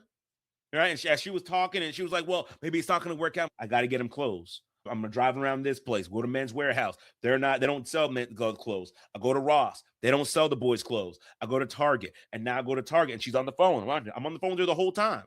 And she is just like, "Oh my gosh, it's not going to work. It's not going to work. I'm not going to make it in time." And mind you, it's like 10:15. 10:15. The bus was supposed to leave at like, to load the bus at 10:30. Still in Target putting stuff together. I finally get everything together. It's like 10:25 or something like that. Mind you, I'm calm, cool. I'm focused. I'm not worried about what my wife is talking about. I'm like, I have a job to do, right? My parasympathetic system was there, right? And I was locked in. And I went and I got all the stuff together. I got to the school. We got him dressed up, got him on the bus, did his hair, everything like that. He looked good, went off, and mission accomplished. And then what ended up happening? It was real simple. It's simple. I'll give you a story. I'll give you a story, something similar like that, right? Wait, Oh, go ahead. Go ahead. Wait, before you share that story, real quick. I just want to make sure I'm clear with this. Yeah. Because someone might come back and say, well, Keith, you actually in your sympathetic nervous system because you were locked in and focused and you use the stress the right way. You actually would be correct. However, I didn't start out in the sympathetic nervous system, right? I was in my right mind in the parasympathetic nervous system. And the mission was, okay, you got to get the boy clothes, right? You got to get his stuff put together. And so then I shifted into the sympathetic nervous system, but it wasn't panic, right? It wasn't panic. Big difference. I was focused. I used that same energy, that same stress energy, the cortisol. I used that to focus and lock in. And I found everything. So I wasn't panicked. So I started off in the parasympathetic nervous system. I got the plan. Then I used the energy provided from the sympathetic nervous system to execute it. And that is how leadership is done. Right. But I'm gonna hop onto that one because here's a perfect scenario. So at the hotel, we had a shooter situation, right? A shooter situation, people was panicking, running around. When you see a shooter situation go off, you see how people really react in a situation like that because they're scared for their lives, right? Yeah. And people are coming up to me, even my coworkers, and it's like, Gordon, how can you be so calm? I'm like, I've been through some stuff that you couldn't even imagine. This is what makes me focus, realize, and guide and encourage to be the right person because people panic. That's the first thing. It's cool. That means it. But if they're having, like we talked about earlier, there's only a losing. You only can, what do you call that? There's only learning situations from a losing situation in the beginning because there's like, you're so calm about it. It's like, I mean, you in a shooter, people are panicking, people are trampling over people. And even my manager's like, what the hell do we do? By having that emotional control and actually acting like nothing is normal. Because if you get reactive, you're just joining the crowd, right? Yeah. Once you start joining the crowd, the panic starts setting in. You're no good to nobody. What do you think they train in the military? The same thing. What do you think you train in fighting? You learn to be calm so you haven't been anything else. But look at this one. The 11th man in the wild. What is this one, Doc? Authenticity is the ultimate feat. Yes. The case study, the dungeon master. Doc is about to go off. Yeah. I see it in his eyes. So, when it comes to again being the 11th man, when it comes to that guy. Oh, Doc just went off. Audit has joined. But when it comes to that, again, all authenticity is the ultimate filter, as it says. You being yourself is more than enough. It is literally more than enough. And also, not only is it more than enough, but it's absolutely critical for you to be yourself. I cannot stress this enough. Number one, be you. More copies. We need the authentic version of you because there's something in you that's going to resonate with somebody else, right? That's why there's always room at the top. You understand? There's always room at the top. Because everyone's not going to reach everyone. There's some people Tony Robbins can't reach. He's one of the best in the world. True. And there's some people he cannot reach. There's some people Dr. Eric Thomas cannot reach. There's some people Les Brown cannot reach. And Brendon Bouchard cannot reach. There's some people me and Gordon cannot reach. But maybe through your authenticity, through your experiences, through your perspective, you could reach people in whatever your area is. But if you're not authentic, if you're not being your real self, then for one, you're killing yourself and you're killing your prospects. For two, you're not going to have real people around you that love you for who you are because you're always putting on a show like you're a court jester. That's not fair. Right? That's right. And too often, again, we live in a day and age where you have these people telling you what it is to be a man and all that stuff like that and how you have to do certain things like kind of talking like this right here. Right. And if I'm not mistaken, I think the Dungeon Master case study, that if I'm not mistaken, that has come from, what's it called? Oh man, that has come from the Man's Guide to Women. And again, Dr. John Gottman, where he was saying that there was this guy who he's playing Dungeons and Dragons, right? The way they described it leading up to it, was like he's this master and he's like controlling his domain and his realm and everything like that. How the woman saw him and she was like all in a ooh and on and over and everything like that. And it was like, there he's playing Dungeons and Dragons. What? But what's the real message behind that? He's being his authentic self and he was shining. You shine the brightest when you are being your authentic self. Just be you. draws people to you. Listen, moths are drawn to the sun, right? They're drawn to light. It's the same thing, right? And the things that don't like light, guess what? They run away from it. So your authenticity is going to filter out the fake relationships and allow you to have the real authentic ones. But you got to be yourself. Don't try to be like anybody else. Don't try to mimic anybody else. Be your full authentic self. Again, you were enough when you were born. You didn't have to do anything else to change that, right? You're enough already. Right? I mean, it goes to say, like it says in the slide, right? If you own your weirdness, it becomes your strength. If you hide it, it also becomes your shame. Yeah. Like Doc said, be yourself, be who you were meant to be. Because at one point in time, like all these alpha males and everything else, because some of them I know personally, they all kind of cash the checks their ego can provide because it's a persona. The persona cannot do something later on because everything will come into light. And once you get exposed, it crashes down even worse. It happened to me, right? Because the persona that you have, for example, you have to kind of like keep putting that persona off of what? A false pride that you have about yourself to be validated by somebody that from other people that doesn't even want anything from you, but to take from you. And then once you get that, right? And like say you do it for the right people, your wife, your kids, and that whatever you got going on at that time, like you said, Doc, you will become your authentic self and people will leave. Who gives a shit, right? Let them leave because it wasn't meant to be a bonus in your life anyway. That's like you said, Doc, the ones that's supposed to be in your life will understand. The ones that are real last. The ones that's fake, you're just going to run them right off the yard because it's true. Right. And that's just the bottom line. And then I hate to put in drastic measures like that, but it does happen because somebody will see the falsehood behind you and walk right over you and call your bluff. Once that shit happens, you better be able to, in fact, you can't even explain it because you be a fraud. And that's what's happening a lot right now. Look at this, the parable of the 4 lepers. Oh, do we even have time? Like, because this is the second to last slide. We did good time, actually. So if you've been following us for any period of time when it comes to the Bible, this is my favorite story. It's not even a parable, actually. We need to change that. It's not a parable. This actually happened, right? So this is going over Israel, right? The kingdom of Israel. Give you a little backstory on it. They were wicked. They walked away from God. So God's like, okay, cool. Do your own thing. Worship all false gods. And this is what's going to happen. And then I believe the kingdom of Assyria circled around the city of Samaria, right? Sometimes you don't have to fight your enemy. Sometimes you can just starve them out. So what they did was they encircled the whole city. So food couldn't come in. Food couldn't go out. They couldn't get help. They couldn't send for help. None of that stuff like that. So it was like, cool, it's a waiting game. We're just going to sit here, wait. They're going to starve. So city was starving. And there's these 4 lepers, and if you know anything about ancient history, you didn't keep lepers around other people. Like lepers were kept in like their own communities and places like that. So these 4 lepers were outside the city walls. And the reason I'll share why it's the reason my favorite story as well at the end. But they're outside the city walls, right? And if you know what leprosy is, it's like I don't know if it's a bacterial or virus or whatever, but your body starts rotting. Parts of your body start rotting off. Your nose, your skin, your fingers, your fingernails, your toes, things like they start rotting off and falling off, right? You think Resident Evil with zombies when the bodies start falling apart, right? And so these guys essentially are destined for death, for lack of better words. But they have a dilemma, right? They're not thinking about their leprosy. They're not thinking about their situation. They have a dilemma. And the dilemma is we're hungry. We need food. I got to eat. Homeboy, you're rotten. I'm not worried about that right now. I got to get something to eat. So these 4 guys are sitting there talking, right?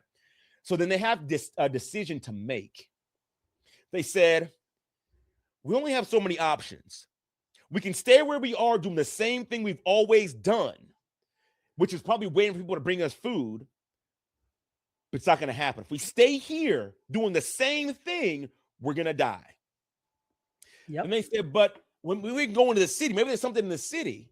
They said, well, for one, they don't let us in the city, but for 2, the city don't got no food either. So they're like, well, we can't go back, right? Because if we go back, we're going to die. So if I stay in the same place, I'm going to die. If I go back to where I came from, what I used to do, how I used to think, how I used to behave, how I used to act, I'm going to die there too. So what's the Yep. other option? Oh, the other option is, well, we can go to the camp of the Assyrians. Now, mind you, I want you to think about how crazy this is. Those are our enemies. They're literally in the process of trying to kill us. But they said, well, I can't go back and I can't stay here. And while, yes, going forward, I might die. Well, shoot, if that's just going to happen anyways. If I stay here, I'm going to die. If I go back, I'm going to die. I might as well take my chance. Maybe I won't die. Maybe I'll go out there and maybe they'll give us some food. Maybe they'll have some mercy on us. And it just so happened that God created a miracle where they were walking. The Assyrians actually fled and left everything behind, all their food, armor, and everything like that. Why this is my favorite parable? Because it applies to our lives right now. Your life right now. Because you've been in the same spot all this time and nothing's changed. You still don't feel like you're enough. You still have self-doubt. Your marriage is still on the rocks. Your kids still won't talk to you. You still don't got no money. You're still not making any progress. You still don't know your purpose. And you keep doing the same thing. And then you might think, oh, let me go back and do what I used to do, because at least when I was in the club, I would have a lot of sex, or at least when I was by myself and divorced and single, I didn't have these stresses. You go back to that, you're going to die there. Why not just, hey, listen, I might as well try link up with Boundaries and Brotherhood. Let me just see. Right? Worst case scenario, it doesn't, right? And if it's like, oh, well, I don't got the money. Listen, what do you want? You already have blown money on things that don't work. Alpha male program that didn't work. You already bought books that don't work. You've already done all these other things that don't work. The cigarettes don't work. The drugs don't work. The alcohol doesn't work. The prostitutes don't work. The spending money on women hoping that they're going to love you don't work, right? The sacrificing yourself don't work. You already done all these things that don't work. You might as well be like the lepers and like, let me just give it a shot. Worst case scenario, it'd be the same thing that happened before, right? This is what they said. Worst case scenario, we'll die. So if you want to stay the same, and you don't want to go nowhere, and you don't want to make no progress, just stay where you are or go back to what you used to do.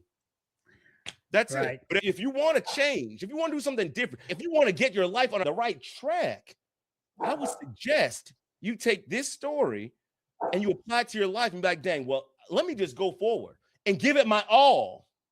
Not just go forward with this, well, nothing works, so I'm just going to try this, and if it doesn't work, well, it's just not going to work. No, those lepers weren't moving like that. They simply said the end point for that is death, and if it's death, we've already got that back here.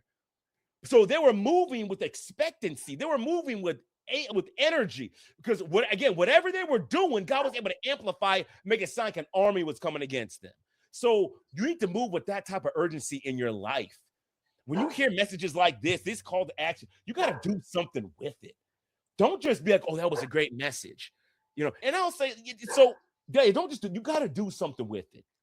So that's the 4 lepers, man. You got to move forward. Staying where you are right now, it hasn't done anything for you. It's not going to do anything for you. You got to move forward. Another book's not going to do it. Another podcast is not going to do it. You got to make a decision. You got to wake up and make a decision and say, I want to change.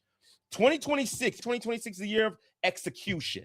I'm not going to sit back and plan. I'm not going to sit back and have the self-doubt. I'm going to execute. I'm going to get up. I'm going to move. I'm not going to cry about it. I'm going to get up. I'm going to move. I'm going to do everything in my power to execute on every single idea, every single piece of self-improvement. I'm going to execute. You can do the same thing. The exact same thing. 100%. Decision to do so. We have this guy named Dwayne McKinney ready. He's been here for the whole 2 hours on this workshop. I just want to give you a shout out. I just got, I got some of my guys that's in here, and I just want to give a shout out to the President's King, Mr. Ka Ying. He does the same thing as us right now. And he's watching it, and I just wanted to give a shout out to him because a lot of the times you have choices, right? You can go back with your old behaviors. You can stay where you're at right now to be content, or you can move forward to the unknown and take a chance at life. Some of the things that we have out here in this channel that you're watching streaming, and I got my phone to get you got going on, because at the same time, we want you to apply the workshop messagings and the techniques so that you can move forward, even if you're afraid, right?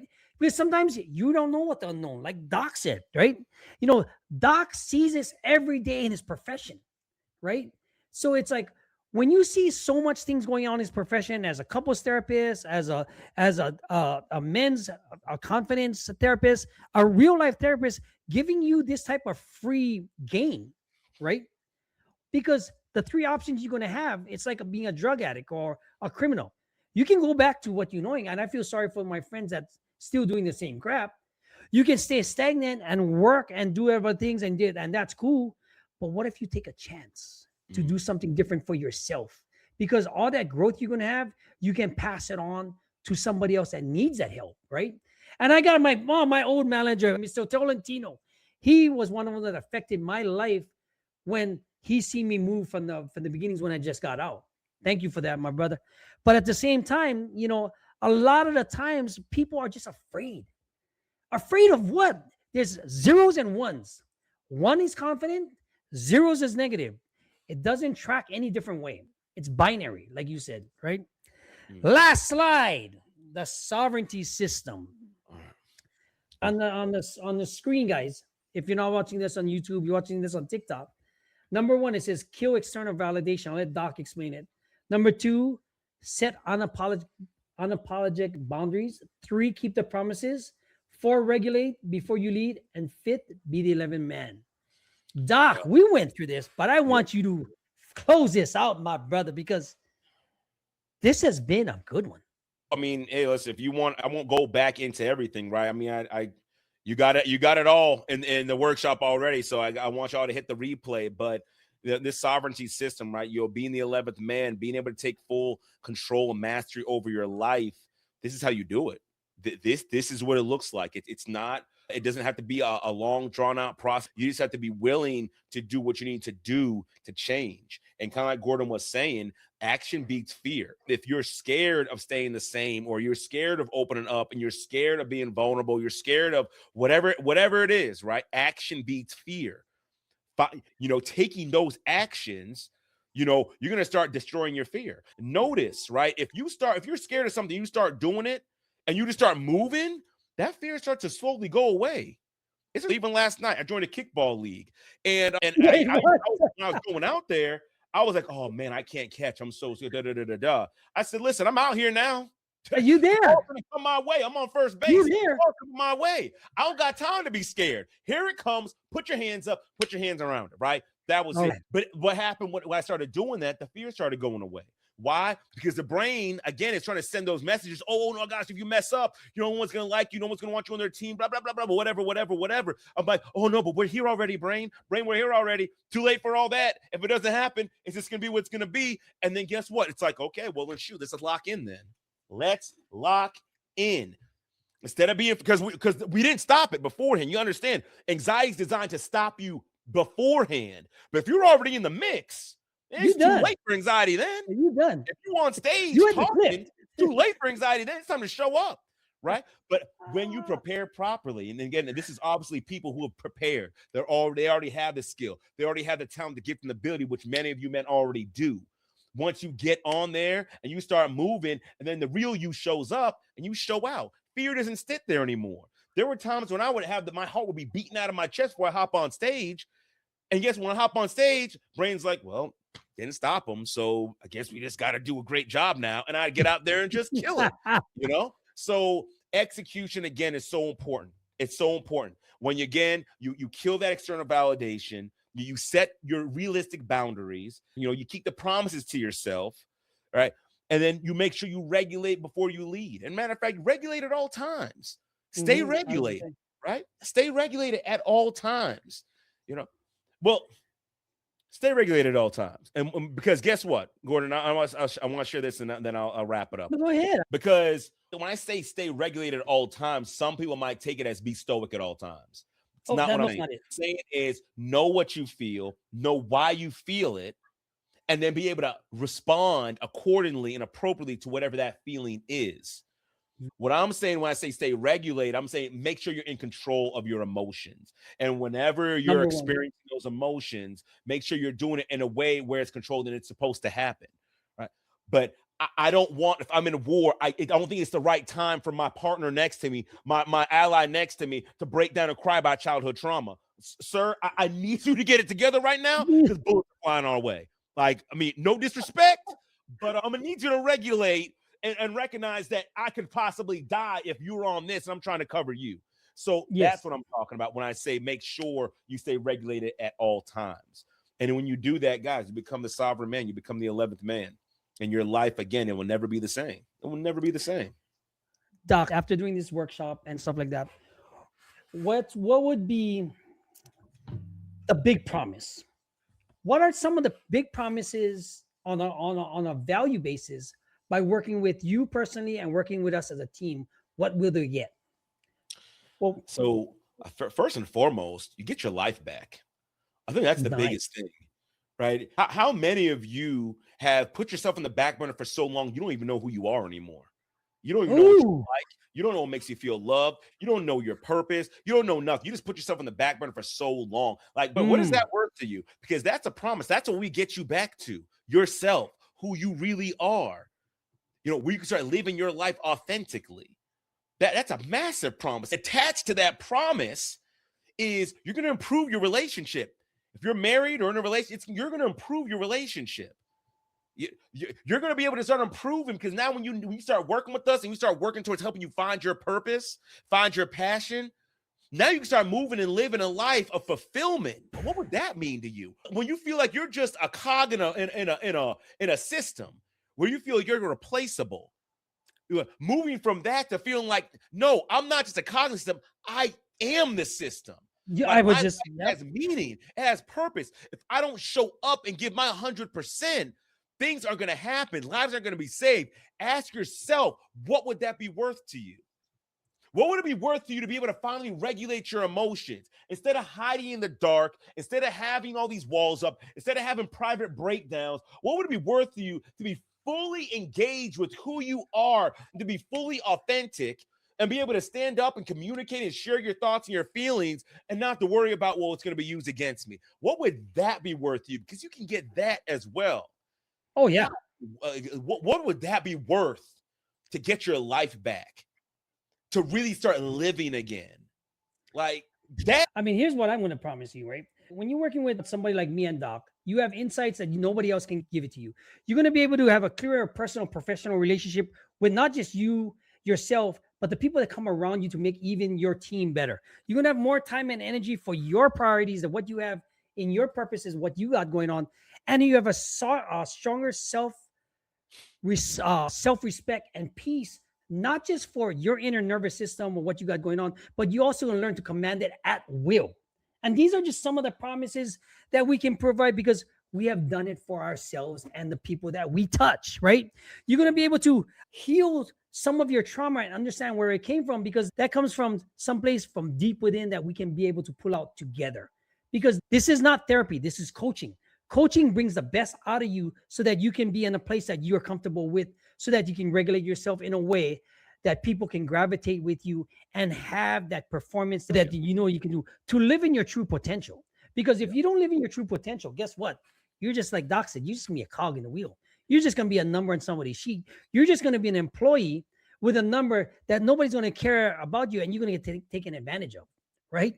You're gonna be able to assert your personal needs by being part, like showing boundaries that you have so that you can be comfortable with yourself and be proud of it, right?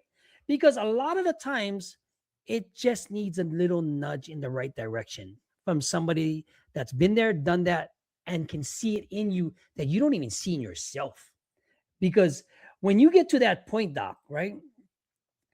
That's when a lot of things change. Your family, the people you treat, how they treat you, what you're going to do, the confidence you're going to have. And it's as simple as ones and zeros, like Doc said earlier. It's binary. We're going to take away the zeros and just keep stacking up the ones. If you can do that and be comfortable with it, life will change. And once life changes for you, life changes for people around you, right? Because once people then they kind of respect you. They're going to look for you. Now you just become you're not just a commodity.